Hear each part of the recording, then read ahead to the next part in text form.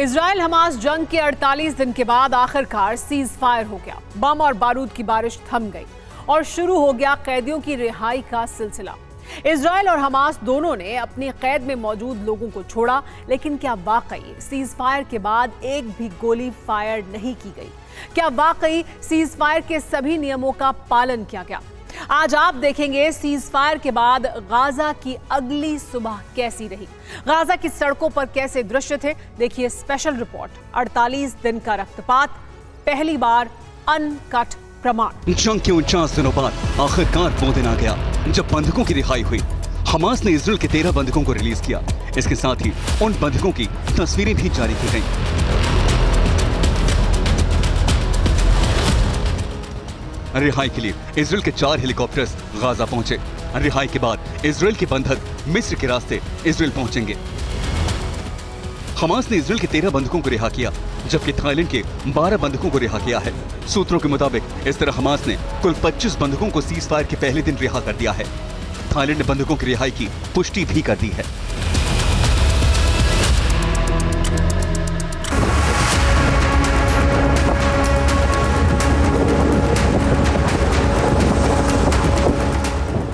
Israel ने भी Hamas के 39 कैदियों को छोड़ दिया है।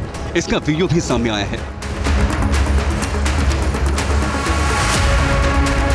अल जजीरा के मुताबिक इनमें 24 महिलाएं और 15 नाबालिग लड़के हैं। इन सभी को वेस्ट बैंक के जेल में रखा गया था।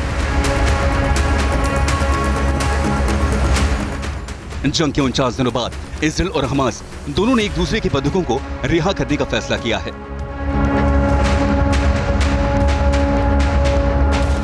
इससे पहले सीज फायर की शुरुआत भारतीय समय के मुताबिक सुबह 7 बजे हुई। घड़ी में 7 बजते ही इजराइल ने गाजा में हमले बंद कर दिए।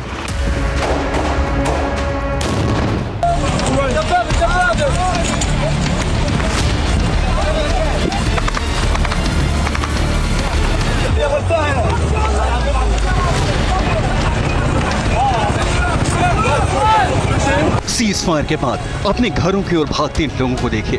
एक तरफ इन्हें अपने घर जाने की खुशी है, तो वहीं दहशत में भाग रहे हैं, क्योंकि अपने घरों की ओर जाते इन लोगों पर गोलियां बरसाई जा रही हैं और गोलियों की आवाज साफ सुनाई दे रही है।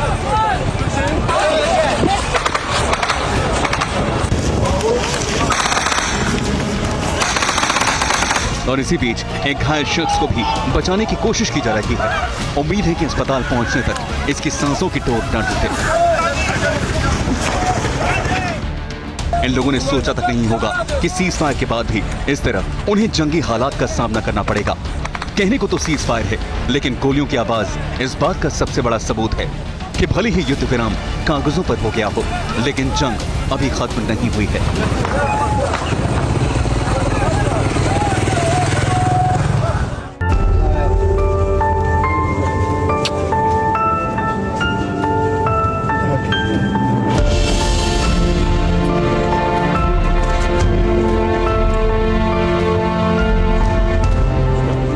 इस पिता ने अपने मासूम बच्चे के लिए न जाने कितने सपने देखे होंगे। इस बच्चे के पैदा होते ही इस पिता की खुशियों का कोई ठिकाना नहीं रहा होगा। अपने मासूम को इस तरह न जाने कितनी बार बाहों में भरा होगा, उसे पुचकारा होगा, प्यार किया होगा।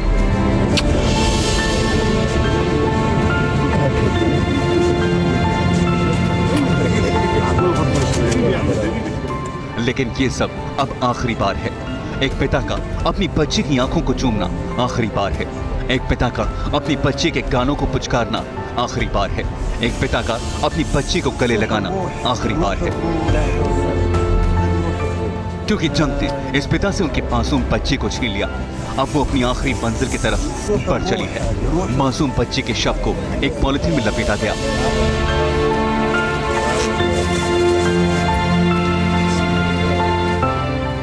इस धरती पर वो सिर्फ कुछ वक्त के लिए ही आई थी, लेकिन इजराइल हमास जंग ने इस मासूम से उसकी जिंदगी ही छीन ली।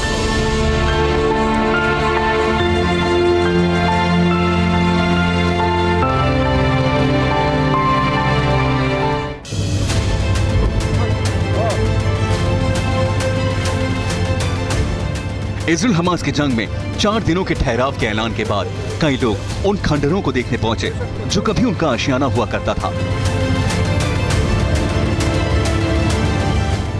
सब कुछ बर्बाद, सब कुछ उजड़ा हुआ, सब कुछ बिखरा हुआ।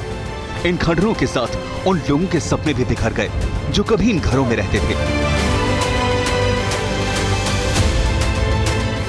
इनके सामने कई सवाल हैं। ये अपना खुद का घर कैसे बनाएंगे? कैसे वो अपने उस आशियाने को बना पाएंगे जिसमें उन्होंने जिंदगी के इतने साल गुजारे हैं? इनमें से कई लोग अपने घरों को देखकर भावुक हो गए, तो कई लोग अपने खंडहर बन चुके घरों से जरूरी सामान लेने पहुंचे।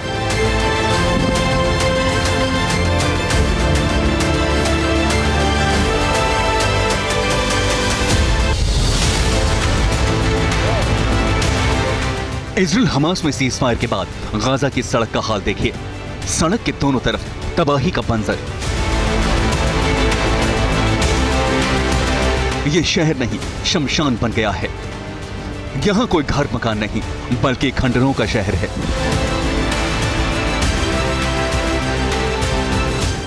इन खंडरों के बीच से निकलते ये लोग सीज़फायर के बाद वापस इन गलियों में लौटे हैं। इन्हें उम्मीद है कि शायद अमन फिर से लौट आए। जब वे पहुंचे तो यहां उन्होंने देखा कि सब कुछ तबाह और बर्बाद हो चुका है। यहां तक कि इनकी पुरानी मस्जिद भी खंडहर में तब्दील हो चुकी है। लेकिन कई लोग ऐसे भी हैं जो अपने घरों को लौटे, लेकिन अपने आंसुओं पर काबू नहीं कर सके। ये महिला भी उनमें से एक है। अपने उजड़े आशियाने को देखकर ये महिला भावुक हो गई।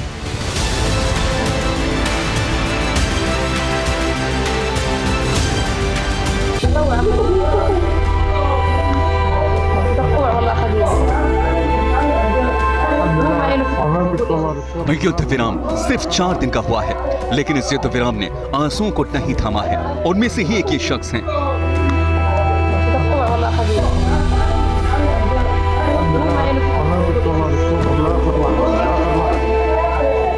जंग ने इससे इसका सब कुछ छीन लिया। न घर बचा, न घर वाले। अपने परिवार में शख्स अकेला रह गया। ऐसे में कैंप में मदद करने आए लोग इसे ढांढस बंधाते दिखे। इसके जज्बात को समझते हुए इसे दिलासा दिलाते दिखे।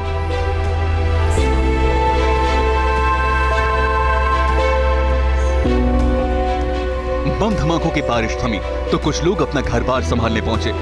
ये शख्स अपनी दुकान पे पहुंचा, ताला तोड़कर अपनी दुकान को खोला, लेकिन वहां ऐसा कुछ नहीं था जिसे बेचकर वो अपनी जिंदगी गुजार सके, क्योंकि धमाकों में सब कुछ बर्बाद हो चुका है।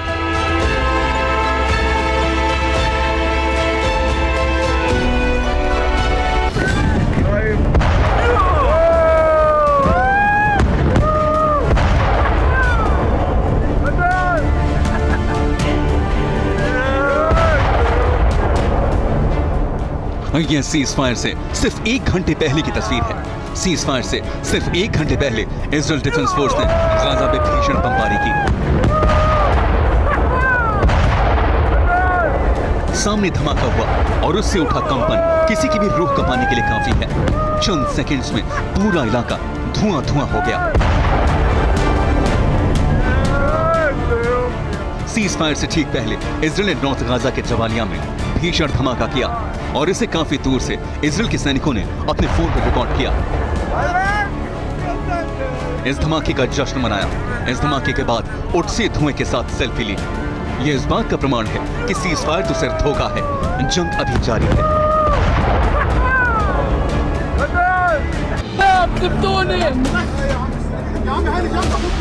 इजराइल हमास में सीज़फायर के कुछ घंटों बाद की तस्वीर है। यह जर्नलिस्ट इस वॉर को कवर करने के लिए गया था, लेकिन दोनों तरफ से हो रही बमबारी की चपेट में आ गया। आप देख सकते हैं कि जर्नलिस्ट एक मलबे के नीचे दब गया था। वो दर्द से कराह रहा था। इसके बाद इसे बचाने के लिए रेस्क्यू शुरू हुआ। लोगों ने इसे बाहर निकालने के लिए पूरी ताकत झोंक दी। बड़ी मुश्किल से उसे बचाया गया, लेकिन इस हमले में जर्नलिस्ट बुरी तरह जख्मी हो गया।